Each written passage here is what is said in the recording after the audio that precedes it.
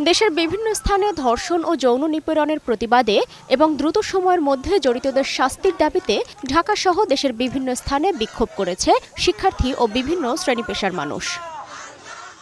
সকালে ঢাকা বিশ্ববিদ্যালয়ের কলা ভবনের সামনে নারী নির্যাতন ও ধর্ষণ বিরোধী বিক্ষোভ মিছিল করে শিক্ষার্থীরা। এ সময় নারীর স্বাভাবিক জীবনযাত্রার নিশ্চয়তা চায় তারা। বর্তমান সময়ে যতগুলো ধর্ষণের ঘটনা ঘটেছে সবগুলো সুষ্ঠু বিচার দ্রুততম সময় সুনিশ্চিত হোক। অ্যাকশন নিতে এত গড়িমসি কেন?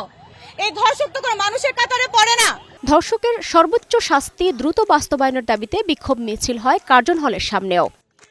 অপরাধের দৃষ্টান্তমূলক শাস্তির দাবিতে বিক্ষোভ মিছিল ও সমাবেশ করেছে জাহাঙ্গীরনগর বিশ্ববিদ্যালয়ের শিক্ষার্থীরা। এ সময় তারা কিছু সময় ঢাকা আরিচা মহাসড়ক অবরোধ করে রাখে।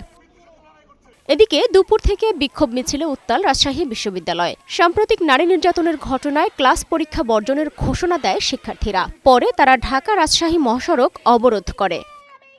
এর আগে শনিবার মধ্যরাতে উত্তাল হয়ে ওঠে ঢাকা বিশ্ববিদ্যালয় এলাকা। এ সময় বিশ্ববিদ্যালয়ের বিভিন্ন হল থেকে মিছিল নিয়ে রাজু ভাস্কর্যে জড়ো হন শিক্ষার্থীরা।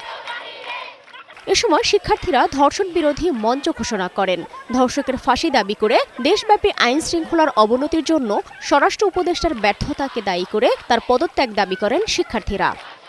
এদিকে সামাজিক যোগাযোগ মাধ্যম থেকে মাগুরার নির্যাতিত শিশুটির সব ছবি সরিয়ে নিতে নির্দেশ দিয়েছেন হাইকোর্ট।